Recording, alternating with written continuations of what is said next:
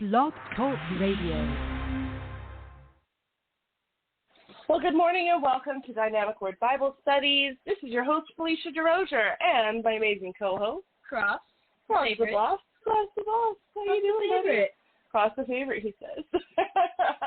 Well, today we have a fun show planned for you, and I have to confess about something. This is serious.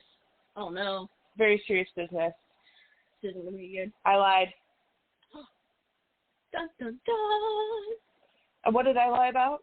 Not having the show completed. No, I have the show completed. So I feel you told me yesterday, you're like, I totally have the show completely ready. I did. Okay. So I did actually. Okay. I did add a scripture verse this morning. Mm-hmm. But yeah, no, that was just because I felt like the Lord was saying I should. Okay, I did actually have the show ready. But no, what I lied about was last week we were so excited. Do you remember why? Why?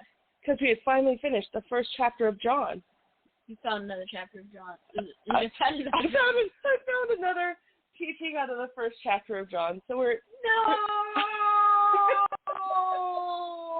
So we're still in the first chapter of John. I'm sorry. Good night. But we'll go through this, and then we'll be in the second chapter of John, I think. I think so. So before we get into all that, though, yeah, it wasn't as bad as you thought, though, was it? Okay, so before we get into that, we need to cut to commercial break. Just so you guys know, we are live in the chat room right now, so if you have any questions, comments, you just want to join in the discussion, you can do that at this time. Please join us there, and I will see you in about 3 minutes. Have you looked at the price of Bitcoin lately? Cryptocurrencies are the hottest financial investment right now. Well, what if you can get free Bitcoin fractions by having an app on your phone or PC? Introducing Lolly, a website that rewards you with free Bitcoin pieces with your online purchases. You purchase from one of thousands of companies like Chewy, Old Navy, Groupon, and others. You get a % of your purchase back in Bitcoin. Use my link on freedomizerradio.live or find me on Facebook for your special link to get started. Lolly, earn free Bitcoin while you shop. Peace, what's up, y'all? This is Ninja Scroll. Check out my newest album, Renewed Mind, with songs like this, Solve Coagula. Solve Coagula, tear down and rebuild the whole system. Bible prophecy fulfilled. Snakes in the grass. Son of perdition. Got snakes in the grass, rally through the high pass. Traps all laid out, avoid the bomb blast. I got ya right where I want you. Like a raw line in the field, I stalked you. Creeped up on you, peeped on your aura. Laying in wait, ready to pounce on you. Once I get you, you'll be a goal. Can you hear me now? Just all part of the game. Ain't deceived for so long now, it's time to open up your eyes. Look at how you're living, just a follower of Satan. And the new norms, the new world order. Yeah, go get yours right now at officialninjascroll.webs.com. That's official ninjascroll.webs.com. Trying to show you everything, but you ain't care. Got you running scared, it's fear that is the main weapon. Peace to the people that was always prepping. I'm stepping on toes trying to wake you up. Freaks, outsiders, weirdos, the wallflowers, oddball loser, fish out of water, speak up, talk quieter. We are different. There's no arguing. It's a fact. A patchwork of flaws, we grow and adapt. We're funky, unconventional, see life through kaleidoscope eyes. In a field full of clovers, with our 4 leaves.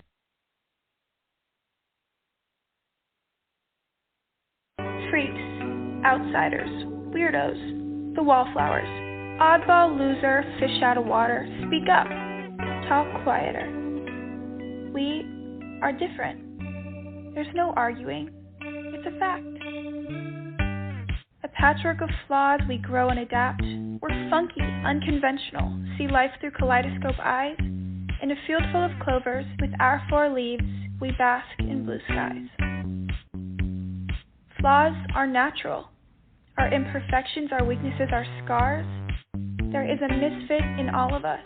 We just have to be brave enough to embrace who we are.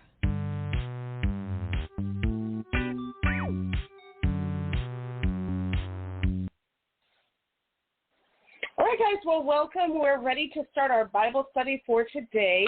And today we're going to talk about our real name. And I feel like My real name is Cross. Your real name is?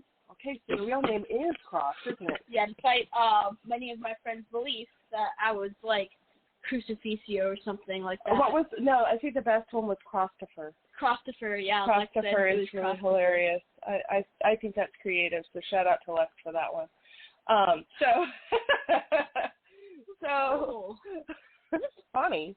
Not bad. Okay, look, this is a generational gap, okay? Like, when I was a kid, you weren't loved if you didn't have some sort of horrific nickname, okay? Like, that was just the thing. But, so today we're going to be talking about our real name. Let's start out with our key scripture, which you're going to find in the first chapter of John. Of course. Uh-huh. And the actual verse number is 40 through 42. So, have it. John 1, 40 through 42. Have it here if it's too hard to find, but because I'm cool like that. He wants to read it, guys. It's okay. No, actually, if you haven't pulled up, then I won't bother. Okay, so here you go. Ready? No, what? No, what? No, I didn't. I thought you were going to read it. It's right there. Okay. Andrew, Simon Peter's brother, was one of the two who heard what John had said and who had followed Jesus. The first thing Andrew did was find his brother Simon and tell him we found the Messiah, that is, the Christ. And he brought him to Jesus, and Jesus looked at him and said, "You are Simon, son of John. You will be called Cephas," which then translated is Peter. So this is a really interesting verse. It's kind of a weird verse to follow because it's got all this weird stuff at the end about translations. Okay. So let me explain, all right? I'm going to explain. Let me explain. Okay. So there were 3 languages really involved in the writing of the New Testament, okay? We receive everything in Greek, right? But the Greek language would have been very uncommonly what was spoken, with the exception of probably when Paul went to trial before Caesar or whenever he was interacting with Romans. Then you can assume if there's an interaction with a Roman, that all probably takes place in Greek, right? Because that was the commonly spoken language of Jesus' day. Right. It then turns into Latin, but at the time when Jesus was actually, speaking and the New Testament was written, Greek would have been the common language. So it would be like if English was your second language, maybe you're native of another country, maybe around your house or even at your school, you're speaking your native language. But if you go in to sign documents or have to go to court for something, all the proceedings are in English. Same basic concept there. There were like hundreds of little countries that had been absorbed, probably not hundreds, but dozens at least, okay, that had been absorbed into the Roman Empire. And the Romans at the time were speaking Greek. And so in order to do anything in official capacity, you were speaking in Greek, you were writing and reading in Greek, okay? So that's why the New Testament comes to us in Greek. It was a common language that everybody in all the different nations that had been absorbed by the Roman Empire spoke. But people still spoke their local language. And at the time, the local language that you would use, just think of it like the language of the street, was something called Aramaic, okay? And so that would have been the language that basically all the people that we're seeing when they're in Capernaum, when they're in Nazareth, they're all speaking Aramaic, okay? And then, of course, finally, when they're in the temple, even today, any official business that's done in any kind of a synagogue is always done in Hebrew, okay? So you've got 3 different languages all kind of piling into each other, okay? So Simon's name is basically, it's a good Hebrew name, and it's derived from Simeon. Do you remember who Simeon was? Probably the most famous Simeon, the ancient Simeon, okay, was one of the 12 tribes, right? One of the 12 brothers. of Jacob. Right. So sons of Jacob, right? Okay, so he's one of the 12 sons of Jacob. Simon is derived from the Hebrew name Simeon. It's the same, kind of like Jesus is the same as Yeshua, which translates to Joshua. Yes, so those are the same names, basically. Kind of think of like Sam and Samuel, or I'm trying to think of other names that would be like basically the same in our... Jonathan? Sure, yeah, you know what I'm saying. Nathan and Nathaniel. Like, technically they're two different names, but they mean the same thing. They have the same derivative. They're just one's a little shorter.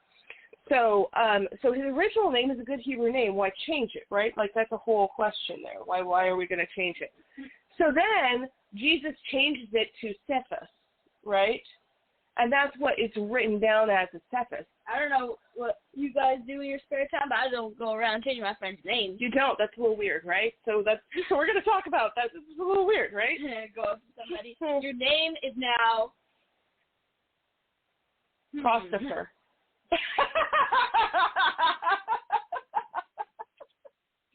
Poor Cross.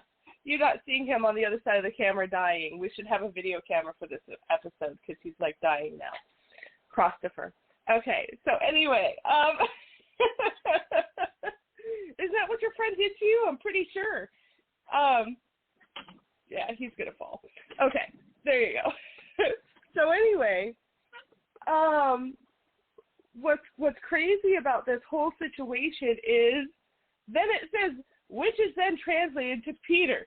So let me explain what's going on. Cephas is an Aramaic word, okay? And so it's actually a really cool name. It's kind of like your name, Cross. Like, Cross isn't really what you would typically think of as just a name, right? Like, you're not going to find the name Cross in a baby name book. So we've given you this cool name, but it's a noun, right? It's an object, okay? And in the same sort of way, Cephas is the Aramaic word for rock. Okay, so he is now named Dwayne the Rock Johnson, right? He's Simon the Rock, son of John, right? son of John. That's funny. So technically, that would mean he's like Simon the Rock Johnson, right? Because isn't that what Johnson means? Is the son of John? Anyway, okay. This is getting bad, guys, okay? He'd be the Rock. He'd be Simon the Rock, John's son. Right, but Johnson means John's son. So, like, if you understand about name meanings, that's what Johnson means, is John's son. Yeah, in case you guys didn't see me, I fell off the bed. So, okay, so... she was bullying me? I was bullying you, apparently. Okay. Apparently. So he becomes Simon the Rock Johnson. Okay. Okay. Wow, that's just... I did not put together the Johnson thing until he said that just now, and then I'm like, wait a minute, he is son of John. He's Johnson. Wow. Okay, so anyway, so funny, right? But then it says, which is translated Peter. Well, why did he say that? Okay, remember, John the Apostle is actually writing this to the church in Ephesus, right? He's writing it for the churches in Turkey. Well, they don't speak Aramaic there, do they? They speak Greek. And they probably have some other local language that I'm not familiar with offhand, like I don't just actually know it. Okay, like maybe you should, why don't you use your phone and look that up, what they spoke in ancient Turkey or in Ephesus, what their common language was at the time of the writing of the Gospel of John or at the time of Jesus. Both should probably be the same. It was only like 50 years apart. So check this. They would not have picked up on the rock reference of Cephas. What was the language, the ancient language of Ephesus at the time of Jesus? Now I'm just curious, right? So they wouldn't have picked up on the meaning of Cephas because they didn't speak Aramaic. So they're writing to the audience and they're saying it's translated. And we read it as Peter because we now call him Peter because we have a language that's Latin derivative, okay? But the actual word that's written there is Petrus, which was the closest Greek word you could come to the meaning of Cephas. It didn't actually mean rock. It meant stoneworker or builder. But it was just kind of the closest equivalent that John could find in order to express this. Okay. Since it was settled by Ionian Greeks in the early Stone Age, Ephesus had become... Ephesus, yeah. Ephesus. Ephesus. Had become a Greek-speaking city, but sometimes its coins, though issued far later, gave hints about its language use and even its earliest history. Okay, so in other words, they were all Greek speakers. So this is why he's defining it, is because they had been occupied by both Greece and Rome for so long, they no longer had their native language that they were speaking amongst each other. And so they would not recognize this Aramaic word, just like we wouldn't, okay? You say Costa one more time. I'm really going to die. Okay. So here's the problem with this, is that for us, we don't speak any of those languages anymore. So it's like he's clarifying without clarifying, right? Oh, great. I'm so glad that you told me that it meant Peter instead of Cephas. That makes no difference to me whatsoever. Because I already knew that. Well, it's not even that. It's because I don't have any reference for Peter either, because it's not related to our word for rock or stone builder at all, right? To us, it's just a name. And names have significance in the Bible. God spends a lot of time changing people's names. And one of the things that I've always been fascinated is this whole name change thing. We find reference to it. The first time I ever saw reference to it specifically was in Revelation 2, 16 through 17. He actually tried to change Solomon's name, and that didn't go over with David very well. No, it didn't? That's funny. I remember what he tried to change it to, but... Oh, we'll have to look that up as a fun fact later. So God does this, okay? And, you know, strangely enough, I didn't pick up on this in my first read of the Bible, but then I start reading Revelation, and Revelation 2, 16 through 17 comes up, and I think to myself, okay, this is really interesting. And it says, do you want me to read it, or are you going to? I want you to read it. Okay, it says, repent therefore, otherwise, and it's talking to one of the churches, one of the churches in Turkey at this time, which is who the book of Revelation was written to. Repent therefore, otherwise I will soon come and will fight against them with the sword of my mouth. Whoever has ears, let them hear what the Spirit says to the churches. To the one who is victorious, I will give some of the hidden manna. Also give that person a white stone with a new name written on it, known only to the one who received it. Okay? So this is a really interesting verse. Now, I kind of grew up having, let's say, some insecurity about my name. My name's a little weird. Okay? Like, let's just be real. It's a little weird. It's definitely spelled funny. It's a unique name anyway. Yeah, how many Felicias do you know? And so... Okay, so Cross knows two. I think in my lifetime I've known two others other than me. It's a unique name, but on top of that, it's got this really unique spelling. And my entire name was spelled differently. My middle name, my last name, all of it had this unique spelling. And I guess the reason why I drew some insecurity from it was because my grandfather was he considered himself a religious leader of sorts of this offshoot sort of religion that based naming children on astrology and numerology. And so I felt really off-put by that, did not really like my name ever. And so the thought of having a new name was always really appealing to me, right? So it's interesting to watch this in the Bible because that's kind of why I went back and did this, because I was like, that's an interesting point, because am I the only person who thinks about this? And I don't think I am, okay? Like, some parents name their kids, and some people like their name, and then some people look at the meaning of their name, and they're like, oh, I don't feel like that suits me well, you know what I mean? So let's talk a little bit about what this new name looks like, okay? Go ahead. Real quick. God changed Solomon's name to Jedediah, which is spelled Jedediah in Brenton's top.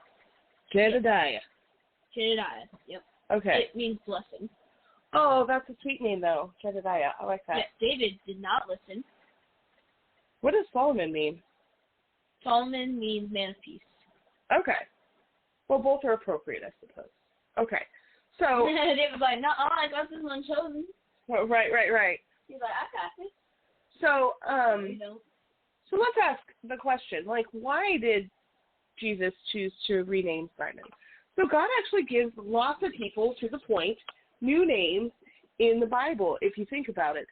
Abram, which meant exalted father, right? He changed it to Abraham, which means father of many.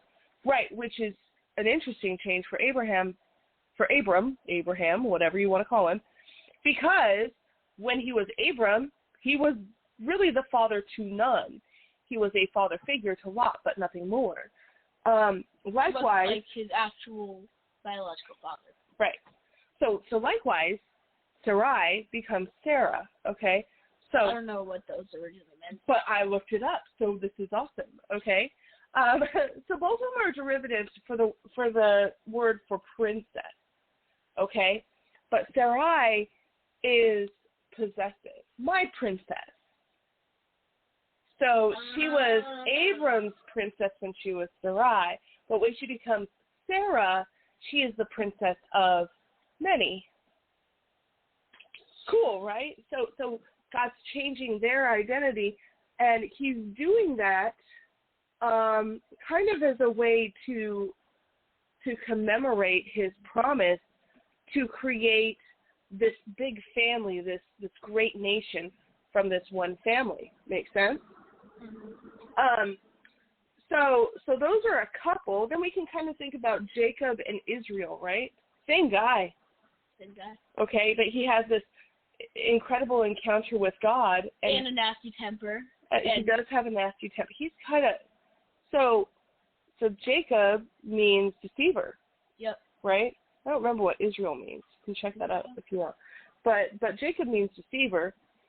And let's be real.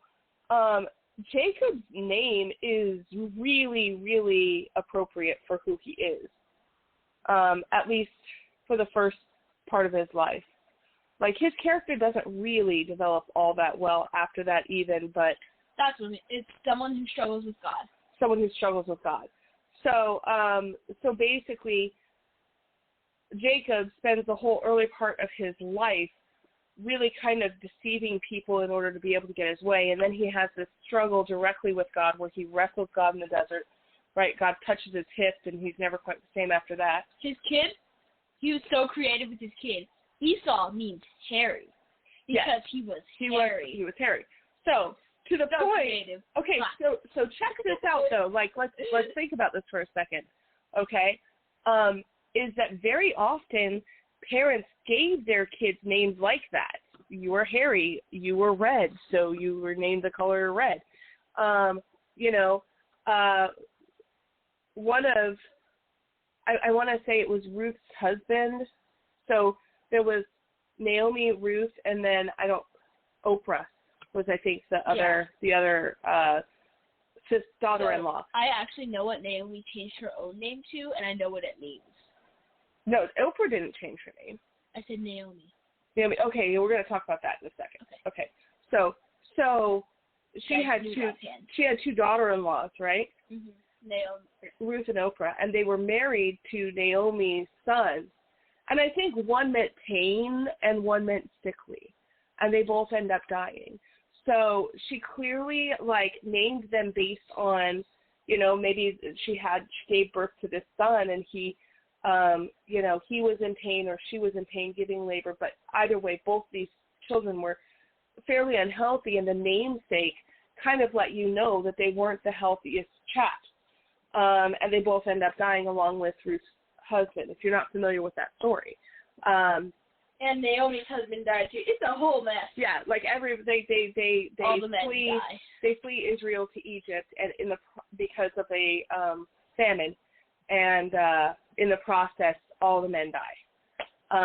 But it just happens that these two guys, their names actually mean painful and sickly. So it's going to give you a clue that they probably weren't the healthiest guys to begin with, right? So oftentimes in the Old Testament, we see that people are receiving names that are based on physical characteristics or their character, right? But this time Naomi actually renamed herself. Yes, so we were going to talk about that. Yeah, go ahead, because this is one of my favorites. I love it. So after this happens, she's really sad, right? She's super sad. Actually, sure, she's like who heartbroken. wouldn't be? She lost both of her sons And her husband, and she's stuck in a foreign country with two ladies who have no obligation to stay with her. Right, and she sends Oprah away, and Oprah's like, yeah, okay, Peace. whatever. Peace out, right? Yeah, peace.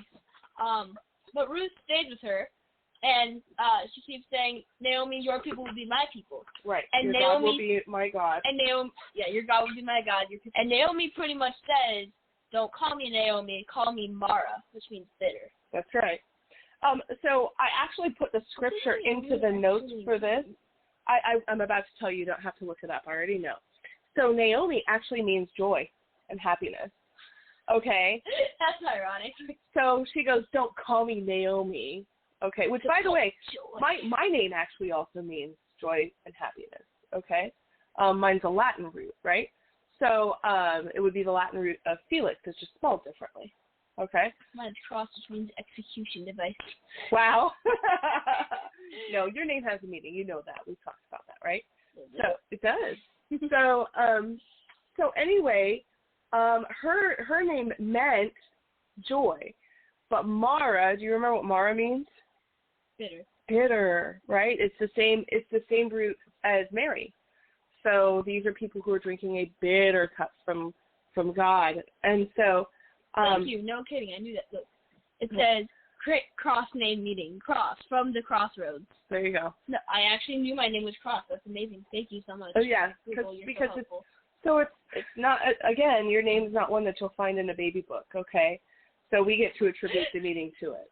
Okay, so check this out. Your name's Cross. I actually pulled this scripture from Ruth chapter 1, 20 through 22, because I want you guys to hear God's response when Naomi decides to try to change her own name, okay? She says, don't call me Naomi, she told them. Call me Mara, because the Almighty has made my life very bitter. I went away full, but the Lord has brought me back empty. Why call me Naomi? The Lord has afflicted me. The Almighty has brought misfortune upon me. So Naomi returned to Moab, accompanying Ruth the Moabite, her daughter-in-law, arriving in Bethlehem as the barley harvest was beginning. God didn't miss a beat. It's like he didn't even finish taking a breath before he called her Naomi again after her declaring her name change. Yeah, he had, just like what you were talking about with David wanting no part of this. Yeah, no, God was like, okay, first of all, don't be going blaming me, and secondly, Naomi. And secondly, Naomi. Right. So Naomi. I looked at Ruth actually means friend, friendship, or compassionate friend. So isn't that appropriate to her character? Mm-hmm. Okay. So anyway, that's a great story. If you've never read Ruth, good book. But it just cracks me up the way that God responds to Naomi, having her, like, we're kind of like, oh, it's a pity party. Well, no, I mean, she's really going through some stuff. You know what I'm saying? And I can understand that. But it's like God is saying, well, I don't mean for your life to turn out bitterly. We're going to continue to press towards joy. So everyone has two names, okay? Each and every one of us has two names. One's given by our parents, and then there's a prophetic one that God knows, okay? And that lines up with our character and who we're going to become, okay? We don't always know both names. Sometimes our parents have heard from the Lord, and then both names are the same. Like, think about John the Baptist and Jesus, right? The parents were told what they're supposed to name their child, and therefore their names have significance. For example, Jesus, right, is Joshua, right? And then remember, Joshua is leading people from captivity into freedom. Mm-hmm. Doesn't Jesus do that? Leads us from captivity to sin into freedom in Christ, right? So that's the whole thing. Now, before we get too far into the two names and all this, let's take a minute and listen to our ads so it will be uninterrupted after that. Does that sound good? Sure. Let me, I have to pull up. There we go. There's a good ad. We'll be back in a minute. Food waste is one of the most easily solvable problems, literally the low-hanging fruit of environmentalism. Pardon the pun, it's my job. About 20% of all produce never makes it off the farm. It's because they just look a little funny, a little weird, but when you cut into it, it's perfectly good food. It's just a total shame. It's totally good stuff. We buy ugly produce directly from farms that often would go to waste because supermarkets won't buy it because of how it looks, and we deliver it to people's doors.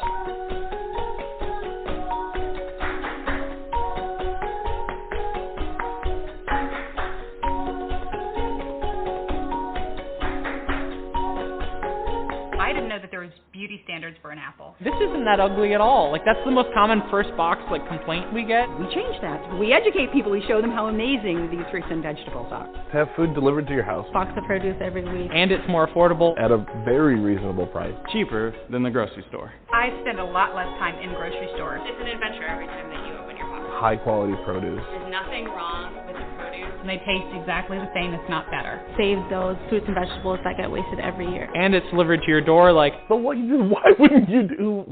Please go to our website, freedomizerradio.live, and sign up for Imperfect Foods today. Use our promo code and get money off your first order. Go ahead and get some organic and all-natural meats, dairy, snacks, breads, and non-GMO produce. Of all the grounding studies, the one that really got our attention is called Electric Grounding Improves Vagal Tone in Preterm Infants. In the study, 26 premature babies in an NICU were connected to grounding wires. The heart rates of the grounded infants stabilized, and their vagal tone, a critical measure of infant health, increased by 67% with grounding. The information is provided for general informational purposes only. The contents are not intended or implied to be a substitute for professional medical advice, diagnosis, or treatment. Ground Therapy Incorporated makes no representations about the efficiency, appropriateness, or suitability of any specific tests, procedures, treatments, services, opinions, healthcare providers, or other information that may be contained in or available through the information provided. Did you know that every time you swipe your debit card, those behind-the-scenes transaction fees make the big banks even richer? In 2016 alone, these fees added up to $60 billion. Yes, that's billion with a B. Well, what if there was a way to have the convenience of a debit card, but reroute those fees from the banksters to organizations actually doing good in the world? Organizations that protect the environment or feed hungry children? What if your swipes could literally change the world? Well, Groundswell SPC has found a way to do just that. We've designed a Visa debit card program that shares transaction fees with your favorite cause. Groundswell partners with nonprofit organizations that promote the card to their supporters. Their supporters then use the card to power the mission of the nonprofit. It's a win-win-win for everyone, except the big banks, of course. Groundswell is about to launch its first cards into market, and we're inviting you to be part of this movement as an investor in the company. Go to WeFunder.com/GroundswellCard to learn more. Set up a free WeFunder account and invest in Groundswell today and get your money on mission. Okay, so we're back, and we're talking about names. And then I said something, and you seemed to have a reaction. You didn't say anything, but I saw your face, and I said, everyone has two names, right? Like one we know and one that's prophetic that comes from God that we don't necessarily know, right? Oh, that was because I was thinking my name would be Lazy Middle Schooler. Wow. So I don't know if that's prophetic, but it might have something to do with reality. No, I'm just kidding. The middle school part, not the lazy part. You're good. Okay. So check this out. Like, when I said that, obviously I really mean, like, we're talking all believers. So we're really talking all the people who believe in Jesus, right? They have the secondary name that's referred to in Revelation because obviously he's not just talking about the people in that particular church getting a new name, but talking about all those folks who are believing in Jesus, receiving this new anointed name. So, but not all of us, hold on, let me see here. not all of us know our anointed name. Some people have received from the Lord an indication of what their child's name is supposed to be, and so sometimes that anointed name from God is the same as the name that you're given, but sometimes it's not. And these are some of the occasions where you see God changing someone's name. That Simon's name was fine, and maybe it spoke to who Simon was, but Jesus is being prophetic about who Simon Peter is going to be when he changes his name. God has a special knowledge about who he created you to be and what he's called you to do, and the name that he gives you is prophetic and tells you about your truest self and your most basic nature. I'm looking at Jeremiah 29:11. Do you happen to know that verse? We talk about that one a lot. Do you want to say it? For I know the plans that I have for you, declares the Lord, plans to give you a hope and a future, and plans to prosper you and not to harm you, to give you a hope and a future. Right. Okay. So he knows the plans that he has in mind, right? And just as he knew the future he had in mind for Israel, he knows, because that verse is actually specifically written to Israel as they're being taken into captivity. And he says, don't lose faith. I know the plans that I have. It's going to be rough, but everything's going to end up okay, right? And just as he knows the plans that he has for Israel, he also knows the plans that he has for us. And so he also knows the plans that he has for us. So he knew that you needed certain gifts and talents to accomplish great things. And he had those things in mind when he knit you together in your mother's womb, and when he like basically hardwired what you needed into you to accomplish what he had in mind. It's kind of cool to think about, right? So here I have this verse. Did you want to read it? No. Okay. And that is Psalms 139, 13 through 16. For you created my inmost being. You knit me together in my mother's womb. I praise you because I'm fearfully and wonderfully made. Your works are wonderful. I know that full well. My frame was not hidden from you when I was made in the secret place. When I was woven together in the depths of the earth, your eyes saw my unformed body. All the days ordained for me were written in your book before one of them came to be. So what does this verse say? It says that God knew who you were. He already knew what he called you to do, had those days written out for you. Now, does this mean that God is controlling those things and you have no free will? No, you can choose to walk in them or not to walk in them. But you can feel confident that whatever God's called you to do, whether it's something big or small or anywhere in between, even if it feels real scary to you and you don't feel like you're prepared, God knew what he called you to in the first place, and if you're walking in his calling, he gifted you specifically for that, which is really, really interesting and great, right? So not all of us have this Simon Peter experience, right? You haven't had God come down and say, your name is not going to be Cross, it's going to be whatever. I haven't had that experience either, right? So, my name is no longer Cross. My name is Wade, middle schooler. Wow. No. Poor thing. Middle school is hard, yo. Okay. All right.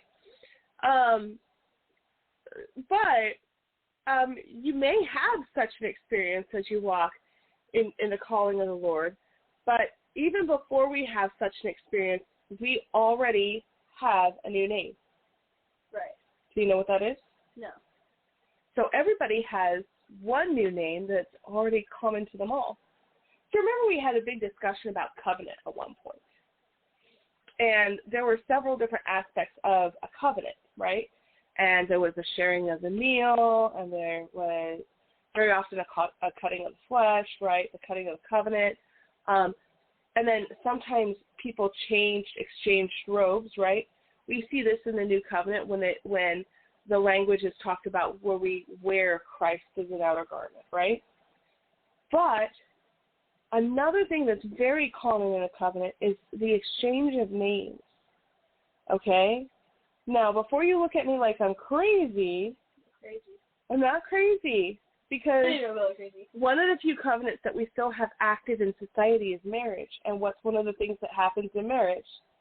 You exchange names. You exchange names, right? The woman takes on the man's name. This is part of covenant language. So for those people who, I've seen TikToks or videos recently where people are attributing that to patriarchy, and that's not it.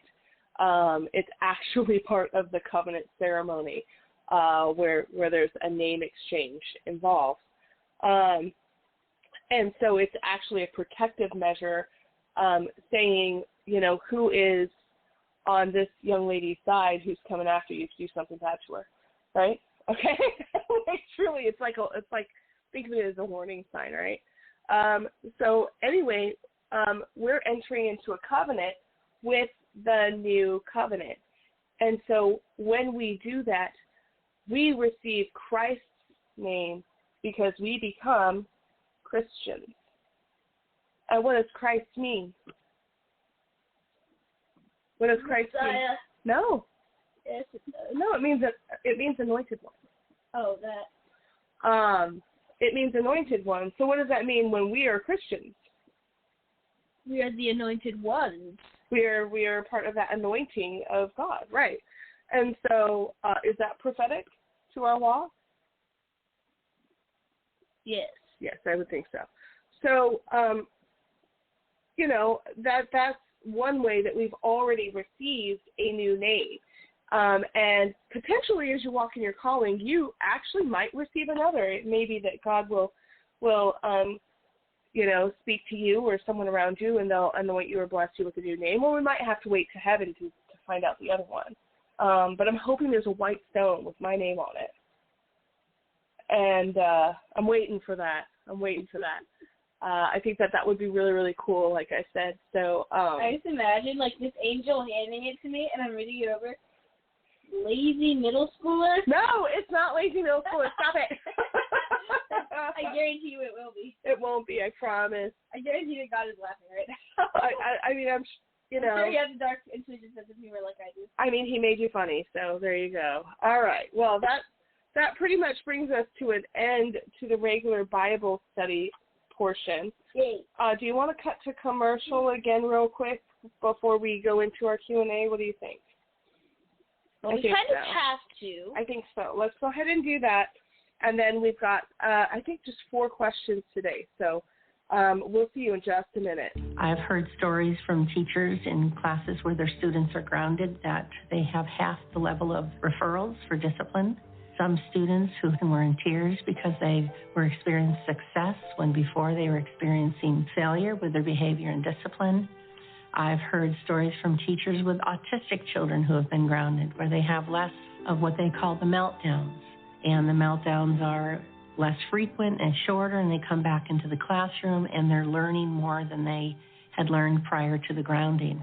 It's amazing what happens, not just with the teacher at the front of the class, but what can happen with the student sitting in the class. And just think if every single student and every single teacher and every single classroom and every single school across this whole world was grounded. The information is provided for general informational purposes only. The contents are not intended or implied to be a substitute for professional medical advice, diagnosis, or treatment. Ground Therapy Incorporated makes no representations about the efficiency, appropriateness, or suitability of any specific tests, procedures, treatments, services, opinions, healthcare providers, or other information that may be contained in or available through the information provided. We all know that times are tough and things are really expensive right now, so why not save a little bit of your wallet as well as the landfill? Marty.com carries high-quality products at low prices, sometimes up to 70% off of retail. I just got a wonderful package of beef jerky for 1 cent sent to my house through Marty.com. Marty.com offers high-quality products at discount prices. Why? Well, sometimes products are seasonal or overstocked, or packaging just changes. It's still great quality food, but it's going to end up in the landfill if we don't find some way to distribute it. And leave that to Marty.com.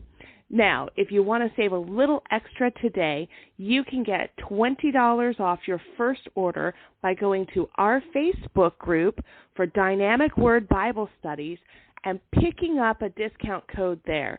So check out Dynamic Word Bible Studies at Facebook and find Marty.com on our comments. You'll be able to get this free discount code. It's going to give you $20 off, and it's also a great way to support our show and to keep those landfills light and to save some money in your wallet. And I'm all about saving money. So check out Marty.com.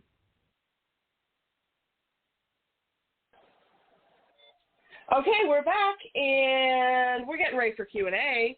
So we need to give out our phone number, let you know that the chat room is open. If you want to, you can get on there and chat and ask questions or make comments. Can you give them the guest call-in number, Carl? The call-in number is 319-527-6208. That's 319-527-6208.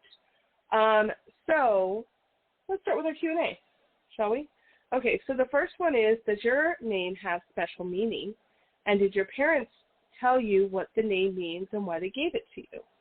Now, I kind of already answered that question, right?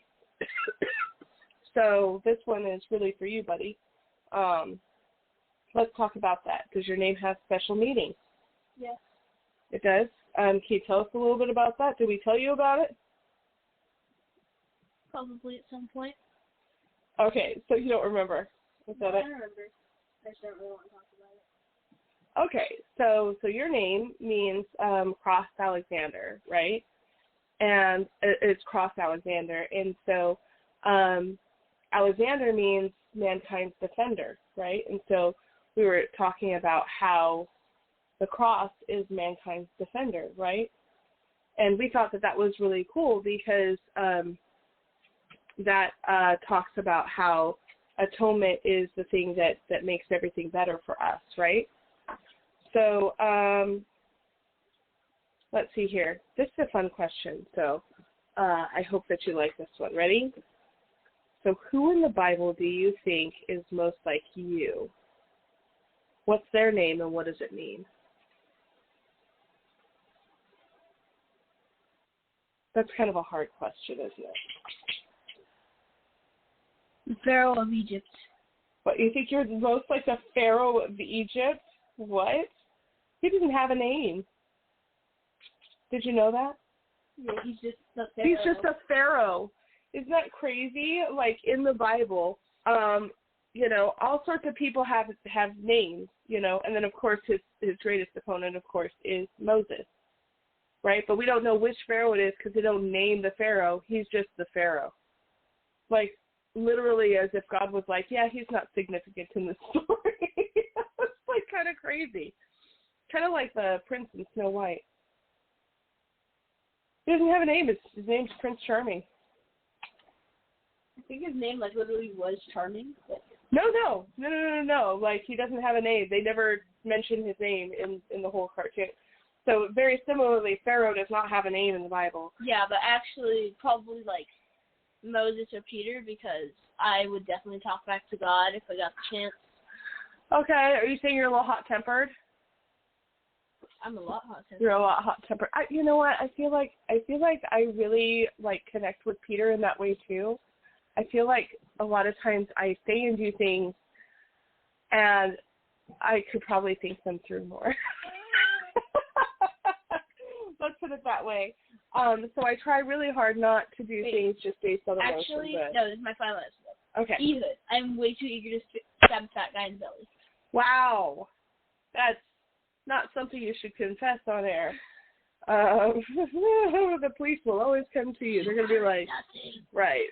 What happens on the radio show Ehud. stays Wow. on the radio show. So no, I'm trying to figure out who I feel like I would relate most to. I do always say out of the apostles, I feel like I relate to Peter, just because I feel, because I feel like he acts before he thinks a lot, and I feel that's like relatable. Yeah, I feel like that's really relatable for me because at least early on in my walk that was true of me, and I did get better about it. But I do kind of feel like I often act without thinking. And of course his name becomes the Rock because, God makes him a stable and strong figure in the building of his church, right? Because he's Simon the Rock, John's son. I am not ever going to be able to forget that now. He is Simon the Rock Johnson. John's son. This is John's son. That revelation is now going to mess with me. Okay, so does God have a plan for you that he's told you about, and what steps have you taken in fulfilling his plan, and what steps can you take in the future? Well, I think this is actually a really good question for Cross because I got that. Super young and still working on that. Are you fulfilling God's calling? I mean, I hope so. I think that jumping on the radio show, I think, was a good step in fulfilling his calling. I do believe that I am called to share the gospel and talk about Jesus and teach the word. So, interesting. As far as steps I could take in the future, I'm still praying about that and waiting for guidance. So I'm not sure yet. And then finally, and this is our very last question, then we'll end for today. Okay. How does it make you feel that you already have a new name that means anointed one? I didn't know Lizzie Middle School translated to anointed one, but okay. Does this change how you view yourself?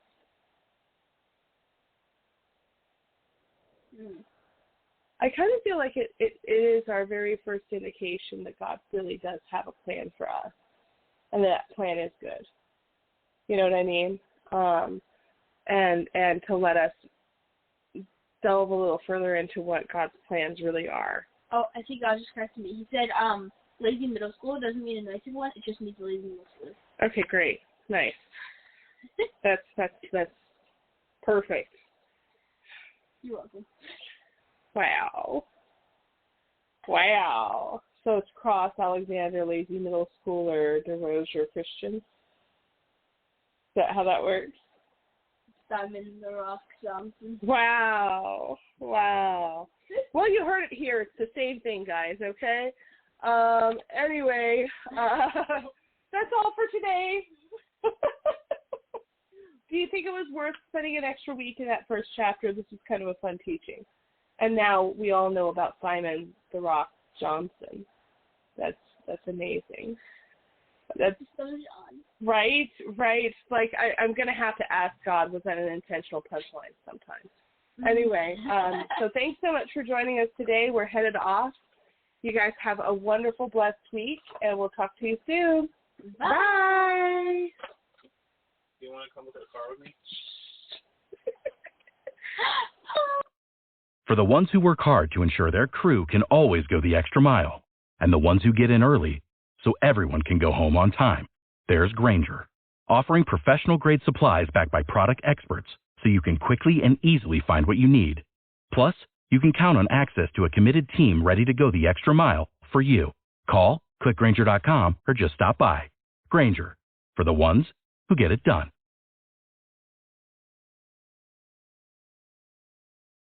At CubeSmart, we believe in storage that puts you first. That's why our team of storage experts is there for you in person, on the phone, or online to help you find the space you need. Whether you're relocating your family, reorganizing your space, or reinventing your business, we put you first. That's why when you're ready, you can complete your rental in person or from the comfort of your home and move in with ease. Get storage that puts you first with CubeSmart Self-Storage. Rent online and move in today.